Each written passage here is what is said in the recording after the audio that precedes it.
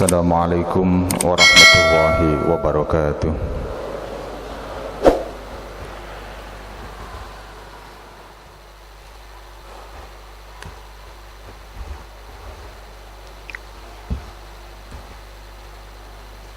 Innal hamdalillah nahmaduhu wa nasta'inuhu wa nastaghfiruh wa na'udzu billahi min shururi anfusina wa min sayyiati a'malina may yahdihillahu fala mudilla lahu wa may yudlil fala hadiya lahu asyhadu an la ilaha illallah wahdahu la syarika lah wa asyhadu anna muhammadan abduhu wa rasuluhu la nabiyya ba'dah. Allahumma shalli wa sallim wa barik ala sayyidina Muhammadin wa ala alihi wa ashabihi ajma'in, amma ba'd. Fa ya ibadallah, usikum wa nafsi bitaqwallah, faqad fazal muttaqun. Faqala ta'ala fi kitabihil karim, a'udzu billahi minasy syaithanir rajim, bismillahirrahmanirrahim. Ya ayyuhalladzina amanu taqullaha haqqa tuqatih wa la tamutunna illa wa antum muslimun. Ma'asyiral muslimin, jamaah Jumat rahimakumullah. Sebagai mukaddimah khutbah Jumat pada hari ini, marilah bersama kita panjatkan syukur kita kepada Allah Subhanahu wa taala atas nikmat-nikmatnya, atas pertolongannya, terutama nikmat iman dan nikmat Islam, sehingga hari ini kita mampu menghadirkan diri kita bersama-sama di masjid Allah ini untuk melaksanakan ibadah salat Jumat ini. Barangkali banyak orang yang mendengar panggilan Allah ini, tetapi memang Allah hanya mengkhususkan orang-orang yang mampu untuk hadir di masjid Allah ini adalah orang yang mempunyai hatinya iman kepada Allah Subhanahu wa taala. Ya ayyuhalladzina amanu idza nudiya lis-salati min yaumil jumu'ati fas'au ila dzikrillahi wa dzarul bai'. Wahai orang-orang yang beriman, jika telah dipanggil, dikumandangkan azan untuk melaksanakan ibadah salat Jumat ini, maka segera tinggalkan semua aktivitas-aktivitasmu di sekolahan, di kantor, di pasar, hanya untuk satu tujuan, untuk mengingat kepada Allah dalam rangka kita melaksanakan salat Jumat ini. Marilah hadir kita ini juga kita niatkan sebagai bagian dari ikhtiar kita untuk selalu menjadi pribadi yang senantiasa bertakwa kepada Allah Subhanahu wa taala. Ma'asyiral muslimin, jamaah Jumat rahimakumullah. Hari ini kita berada di penghujung tahun 1443 Hijriah. Insya Allah beberapa hari lagi kita akan memasuki bulan Muharram atau bulan Syura, yang ini sebagai penanda pergantian tahun baru Hijriah. Sebagai hamba Allah yang beriman, sebagai umat Islam, tentu kita memberikan sikap terbaik kita ketika di akhir-akhir tahun seperti ini dengan cara kita memperbanyak doa kepada Allah, dan juga tidak lupa kita melakukan yang namanya muhasabah terhadap apa yang sudah kita lakukan selama ini, muhasabah terhadap perjalanan waktu yang Allah berikan sampai saat ini. Karena hasibu anfusakum qabla an tuhasabu, kita diperintahkan untuk senantiasa mengaca diri kita, untuk melihat diri kita, mawas diri sebelum nanti pada saatnya kita akan dimintai oleh Allah pertanggungjawaban yauma yakumul hisab, besok pada hari perhitungan.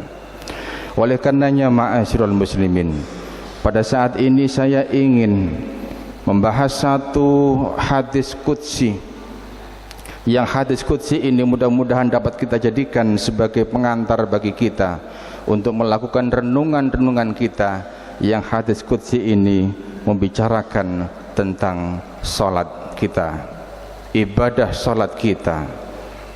Hadis qudsi ini membicarakan tentang kriteria, ciri-ciri dari salat yang diterima oleh Allah Subhanahu wa taala.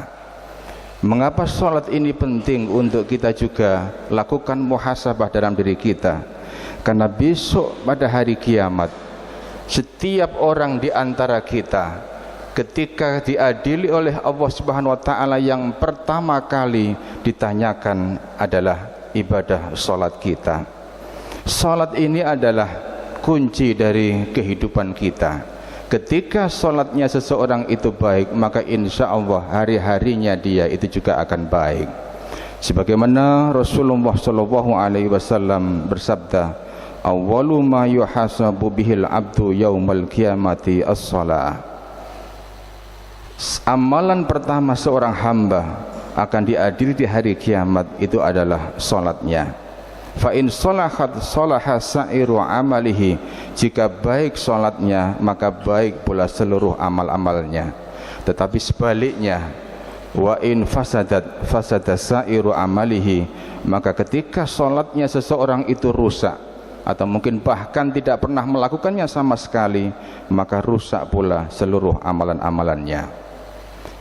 Setelah nanti kita akan mempelajari hadis qudsi ini, harapannya nanti dapat kita jadikan sebagai renungan, kemudian dapat kita jadikan sebagai tolok ukur bagi kita sejauh mana kualitas sholat kita dan sejauh mana dampak dari ibadah sholat kita dalam kehidupan sehari-hari.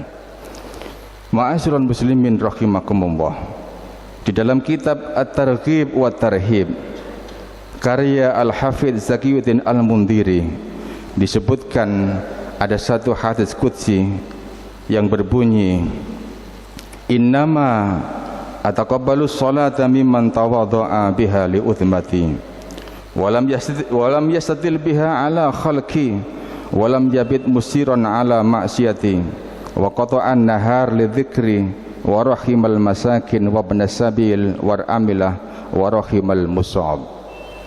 Dari hadis ini sangat jelas sekali bahwa ada 5 tanda-tanda orang yang sholatnya diterima oleh Allah Subhanahu wa ta'ala. Innama ataqabbalu sholata, aku, kata Allah, hanya akan menerima sholatnya dari orang-orang yang pertama adalah mimman tawadhu'a biha li uthmati, orang yang selalu merendahkan diri dengan sholatnya karena kebesaran Allah Subhanahu wa ta'ala. Salat yang diterima oleh Allah adalah salat yang dilakukan dengan penuh tawadhu karena kebesaran dan keagungan Allah. Ini akan tampak pada kekhusyuan seluruh dari jiwa raga orang yang sedang melakukan salat. Ia merasa bahwa ketika ia salat, ia sedang berdiri di hadapan Allah Subhanahu wa taala. Diratakan dahinya di atas tanah dengan hati yang penuh bergetar karena ia tahu bahwa ia sedang bersimpuh di hadapan Allah Subhanahu wa taala.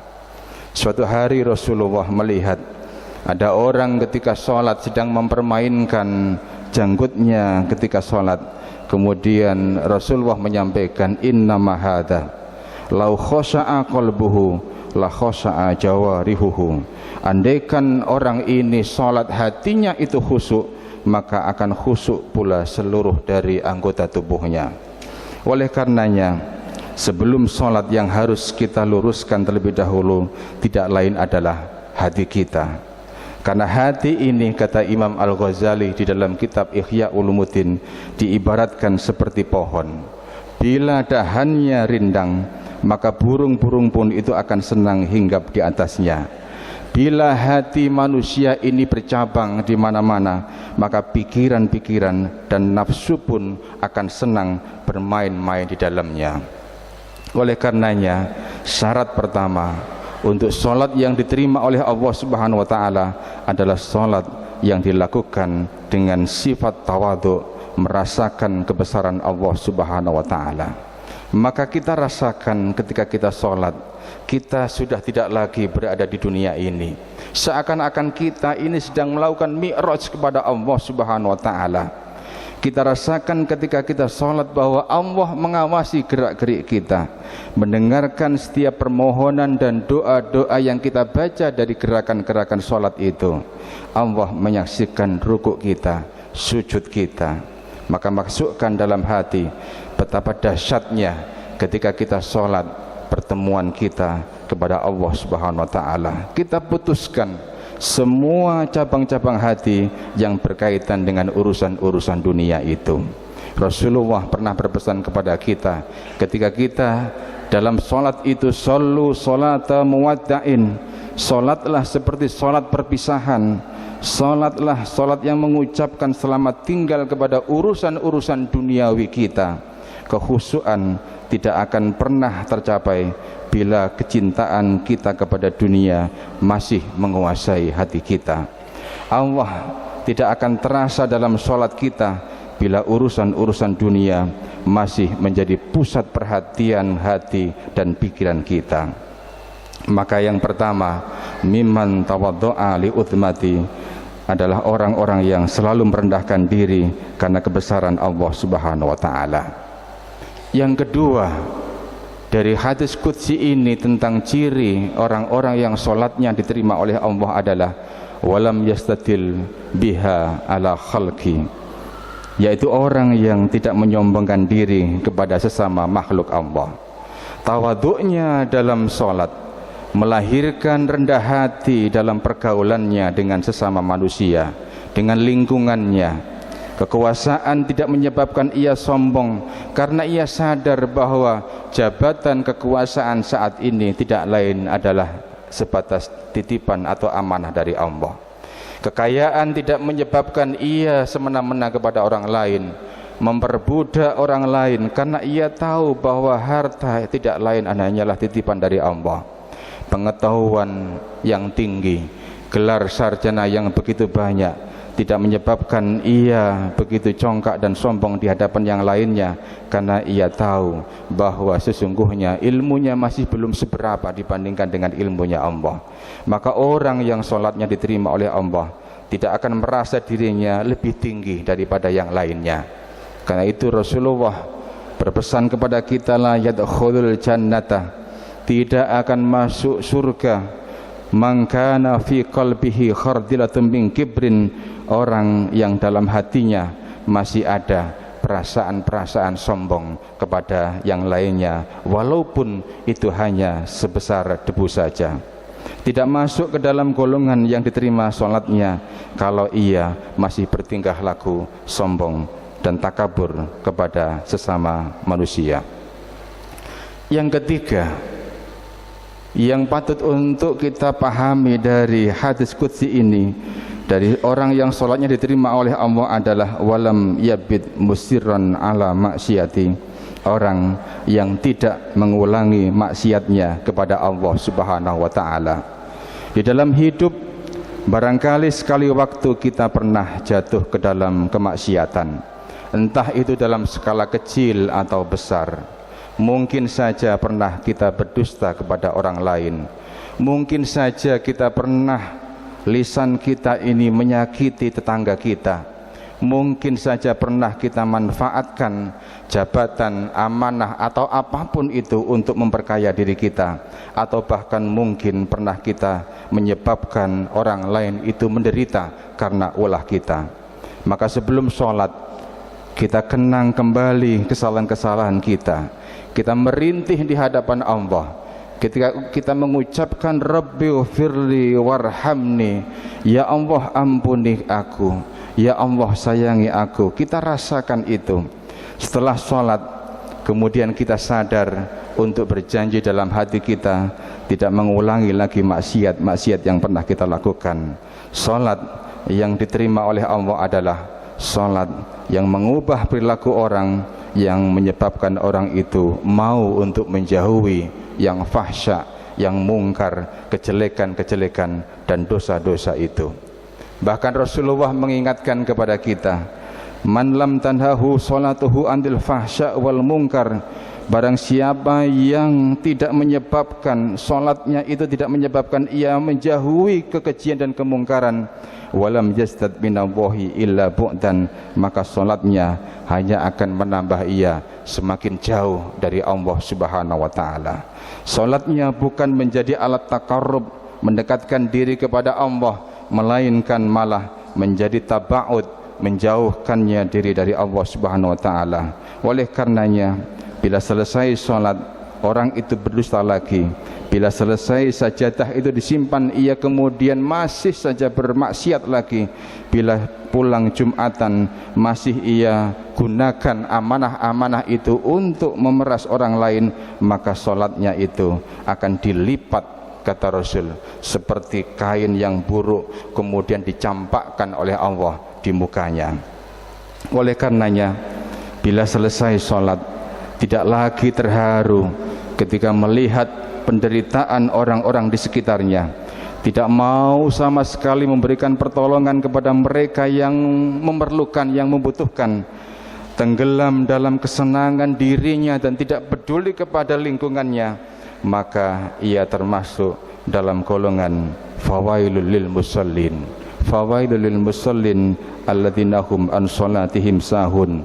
Celakalah orang-orang yang sholat, yang lalai dalam sholatnya, yang ingin dipandang, yang ia tidak mau sama sekali memberikan pertolongan kepada orang lain. Inilah ciri yang ketiga. Yang keempat, menurut hadis qudsi ini dari sholat yang diterima oleh Allah adalah waqata'an nahar lidzikri.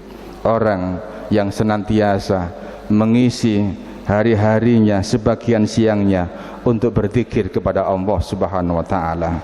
Ada seorang sahabat bertanya kepada Rasulullah, "Ya Rasulullah, syariat Islam sudah banyak ada pada diriku, maka sekarang ajarkan kepadaku sesuatu yang bisa aku pegang teguh untuk selanjutnya." Rasulullah kemudian menjawab, "La yazalu lisanuka radban min dzikrillah." Usahakan selalu lidahmu selalu basah untuk menyebut asma Allah. Jangan biarkan lidahmu itu kering tanpa pernah menyebut atau berzikir kepada Allah Subhanahu wa taala. Berzikir bukan saja disyariatkan ketika kita selesai salat, melainkan juga pada saat ketika kita di hari-hari yang lain berdiri, duduk, berbaring, di satu majelis pun kita juga seringkali disarankan untuk selalu menyebut asma Allah. Yang terakhir, ma'asyiral muslimin, yang semoga ini bisa menjadikan renungan bagi kita, orang yang sholatnya diterima, yang kelima adalah warahimal masakin wabnas sabil wal armilah warahimal musab. Orang yang selalu menyayangi orang-orang miskin, orang yang dalam perjalanan, wanita-wanita yang ditinggalkan suaminya, dan mengasihi orang-orang yang mendapatkan musibah. Salat yang diterima oleh Allah itu akan tampak bekasnya dalam kehidupannya orang yang melakukannya. Islam bukan saja datang untuk meluruskan akidah dan ibadah, melainkan juga untuk membela orang-orang fakir miskin, orang-orang yang kehabisan bekal, janda yang ditinggalkan suaminya, orang-orang yang hidupnya sangat bersahabat dengan penderitaan-penderitaan, orang kaya yang membuat sudut kecil di rumahnya untuk sholat tahajud setiap malamnya. Tidak akan diterima sholatnya bila ia membiarkan tetangganya itu kelaparan, bila tidak tersentuh hatinya ketika melihat orang lain itu menderita, bila acuh tak acuh terhadap masalah kemiskinan yang ada di lingkungannya masing-masing. Oleh karenanya, tidak akan masuk surga orang yang kenyang padahal tetangganya kelaparan ada di sampingnya. Begitu Rasulullah mengingatkan kepada kita. Oleh karenanya, jika di antara kita orang itu bisa melaksanakan kelima-kelimanya dari ciri-ciri orang yang sholatnya diterima oleh Allah tadi itu, Allah menjelaskan selanjutnya di dalam hadis qudsi ini, dzalika nuruhu kanuri syamsi aqla'uhu bi'izzati wa astahfiduhu malaikati waj'allahu fi dhulumati nuran wal jahalati ilman mathaluhu ala khalqi kamathalil firdausi fil jannah.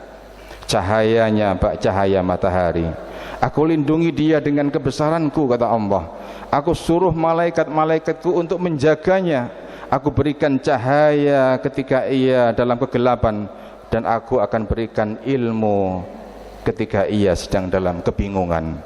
Orang yang semacam ini itu seperti surga Firdaus dibandingkan dengan surga-surga yang lainnya. Oleh karenanya, ma'asyiral muslimin rahimakumullah, hadis qudsi ini marilah kita jadikan sebagai renungan bagi kita.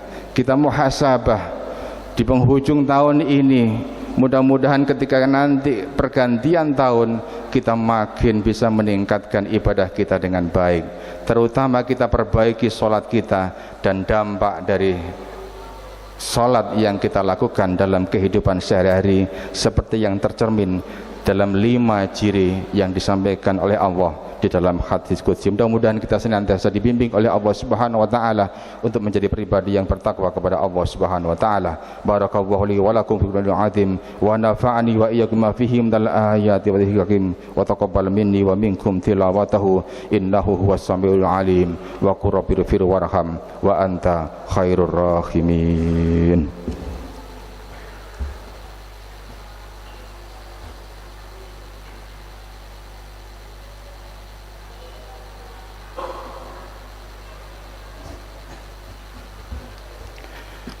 Alhamdulillah, alhamdulillahilladzi amarna bil ittihadi wal i'tisami bi hablillahil matin. Asyhadu an la ilaha illallah wahdahu la syarika lah, iyyahu na'budu wa iyyahu nasta'in. Wa asyhadu anna Muhammadan abduhu wa rasuluhu al-mab'uusu rahmatan lil alamin. Amma ba'd, fa ya ibadallah, usikum wa nafsi bi taqwallah. Faqala ta'ala: Inna wa malaikatahu yusalluna 'alan nabi ya ayyuhalladzina amanu sallu 'alaihi wa sallimu taslima.